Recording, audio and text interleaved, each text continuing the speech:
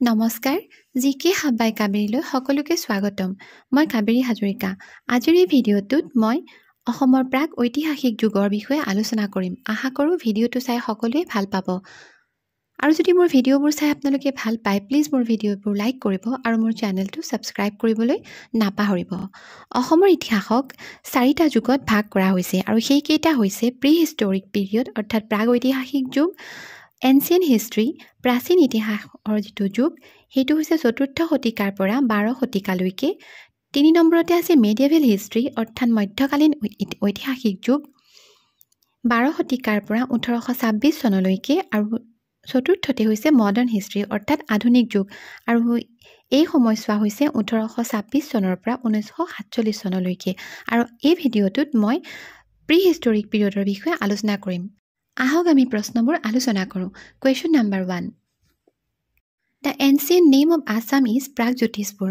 What is the meaning of Pragjyotispur? অসমৰ পুৰণি নামটো হৈছে প্ৰাগজ্যোতিষপুৰ এই প্ৰাগজ্যোতিষপুৰ শব্দটোৰ অৰ্থ কি অপচনবোৰ হৈছে option A city of western astrology option B city of eastern astrology option C city of rising sun option D city of tea gardens আৰু শুদ্ধ উত্তৰটো হৈছে option B city of eastern astrology The word Prag means former or eastern and Jyotisha is star astrology signing. Therefore, Pragjyotispur may mean city of eastern astrology. এই প্ৰাগ শব্দটোৰ অৰ্থ হৈছে former অৰ্থাৎ আগৰ বা ইষ্টাৰ্ণ বুলি কোৱা হয় পূবৰ আৰু জ্যোতিষা শব্দটোৰ অৰ্থ হৈছে ষ্টাৰ তৰা বা জ্যোতিষশাস্ত্ৰ বা চিকমিকাই থকা বা তিৰবিৰাই থকা আৰু সেইবাবে প্ৰাগজ্যোতিষপুৰ শব্দটোৰ অৰ্থ হৈছে city of eastern astrology next question The first historic reference of the kingdom of Kamrup is made in which of the following inscriptions? তলত দিয়া কোনটো লিপিত ঐতিহাসিক কামৰূপ ৰাজ্যৰ বৰ্ণনা পোৱা যায় অপচনবোৰ হৈছে option A Nidhanpur copper plate inscription option B সমুদ্ৰগুপ্তছ iron pillar of Delhi option C সমুদ্ৰগুপ্তছ এলাহাবাদ পিলাৰ ইনস্ক্ৰিপশ্যনছ আৰু option D none of the above আৰু শুদ্ধ উত্তৰটো হৈছে অপচন সি সমুদ্ৰগুপ্তছ Allahabad pillar inscriptions the term Kamarupa was first mentioned in Samudragupta's famous Allahabad pillar inscriptions. Allahabad is presently known as Prayagraj.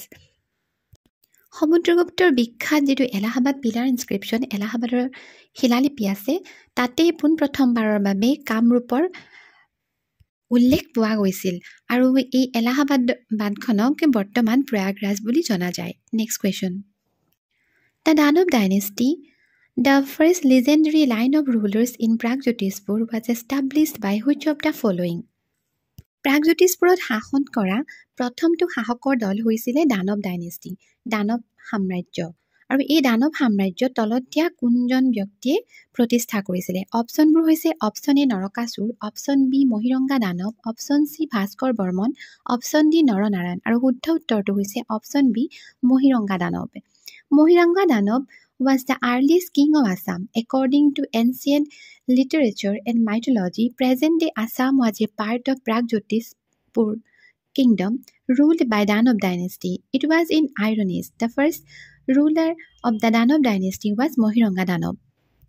অসমৰ আটাইতকৈ পুৰণি ৰজাজন হৈছে মহিৰংগা দানৱ প্ৰাচীন যিবোৰ লিটাৰেচাৰ আৰু লগতে পৌৰাণিক কাহিনীবোৰ অধ্যয়ন কৰিলে গম পোৱা যায় যে দানৱ সাম্ৰাজ্য যিখন প্ৰাগজ্যোতিষপুৰত পোনপ্ৰথমবাৰৰ বাবে আছিলে আৰু সেইখনৰে যে বৰ্তমানৰ অসম হৈছে তাৰে এটা অংশ আৰু এই সময়ছোৱা আছিলে লৌহ যুগৰ সময়ৰ কথা আৰু সেই দানৱ সাম্ৰাজ্যৰ প্ৰথমজন ৰজা আছিলে Mahiranga Danav next question Mahiranga Danav established his capital in মহিৰংগা দানৱে তেওঁৰ যিখন ৰাজধানী সেই ৰাজধানী ক'ত প্ৰতিষ্ঠা কৰিছিল অপচনবোৰ হৈছে option A Pragjyotishpur option B Harupeshwar option C Kamrup আৰু অপচন ডি মৈৰাং আৰু শুদ্ধ উত্তৰটো হৈছে option D Mairang he had his capital at Mairang identified with a hill called Mairang Parbat near Guwahati মহিৰংগা দানৱৰ ৰাজধানী আছিলে মৈৰাংকা এই মৈৰাংকা ঠাইখন বৰ্তমান গুৱাহাটীৰ ওচৰৰ মৈৰাং পৰ্বত বুলি জনা যায়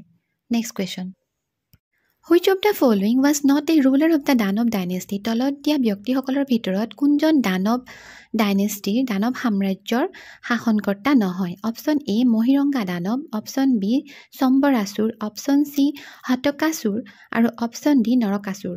আৰু শুদ্ধ উত্তৰটো হৈছে option D Narakasura. The Danab dynasty was established by Mohiranga Danab and was subsequently succeeded by Hatakasura, Sambarasura and Ratnasura. Danava dynasty Mahiranga দানৱে প্ৰতিষ্ঠা কৰিছিলে আৰু তেওঁৰ পিছৰ পৰ্যায়ত ক্ৰমান্বয়ে ৰজা হৈছিলে হতকাসুৰা, সম্বৰাসুৰা আৰু ৰত্নসুৰা।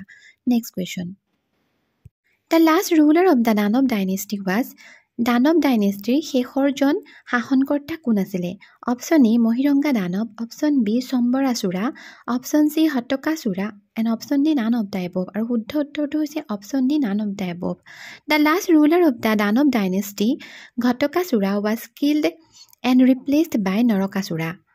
দানৱ ডাইনেষ্টিৰ যিজন শেষৰজন ৰজা আছিলে তেওঁৰ নাম আছিলে ঘটকাসুৰা অৰ্থাৎ ঘটকাসুৰ, আৰু তেওঁক নৰকাসুৰে হত্যা কৰিছিলে আৰু তাৰপিছতে দানৱ সাম্ৰাজ্যৰ অন্ত পৰিছিলে আৰু নৰকাসুৰে নিজৰ নতুন সাম্ৰাজ্য প্ৰতিষ্ঠা কৰিছিলে।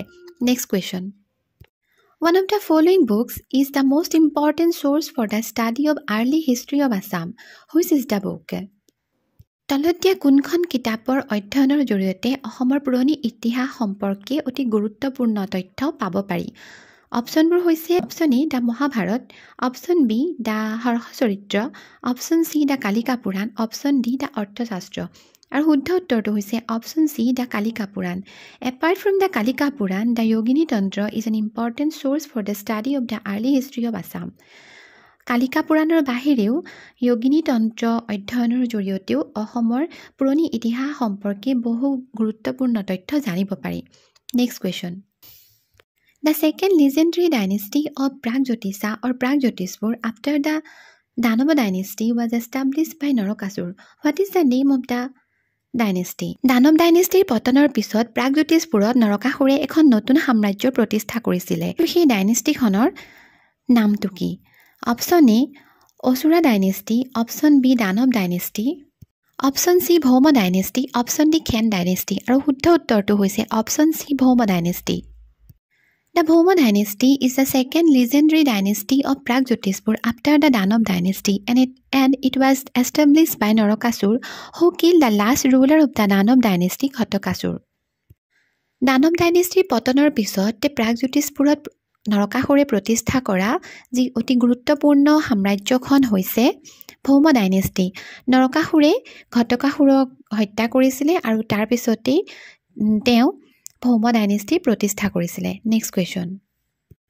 Which of the following was not a ruler of the Bhauma dynasty? তলত দিয়া ব্যক্তিসকলৰ ভিতৰত কোনজন ভৌম ডাইনেষ্টিৰ শাসনকৰ্তা নহয়?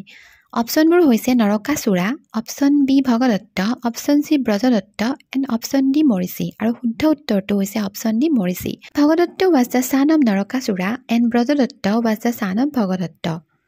নৰকাসুৰে ভৌম ডাইনেষ্টি প্ৰতিষ্ঠা কৰিছিলে আৰু তেওঁৰ পিছতেই তেওঁৰ পুত্ৰ ভগদত্ত ৰজা হৈছিলে আৰু ভগদত্তৰ পিছতেই তেওঁৰ পুত্ৰ বজ্ৰদত্ত ৰজা হৈছিলে। Next question. Narakasura establish his capital in which of the following place? নৰকাসুৰে তলত দিয়া কোনখন ঠাইত তেওঁৰ ৰাজধানী প্ৰতিষ্ঠা কৰিছিল? Option A Pragjyotishpur, option B Harupeshwar, option C Tezpur, option D Mairang Parbat. আৰু শুদ্ধ উত্তৰটো হৈছে অপশ্যন এ প্ৰাগজ্যোতিষপুৰ। নৰকাসুৰে তেওঁৰ যি ৰাজধানী প্ৰাগজ্যোতিষপুৰত প্ৰতিষ্ঠা কৰিছিলে। বন্ধুসকল, আজিৰ ভিডিঅ'টোত ইমানেই। আশা কৰোঁ আপোনালোকে মোৰ ভিডিঅ'টো চাই ভাল পাব। আৰু যদি মোৰ ভিডিঅ'বোৰ চাই আপোনালোকে ভাল পায় প্লিজ মোৰ ভিডিঅ'বোৰ লাইক কৰিব আৰু মোৰ চেনেলটো ছাবস্ক্ৰাইব কৰিবলৈ নাপাহৰিব। Thank U.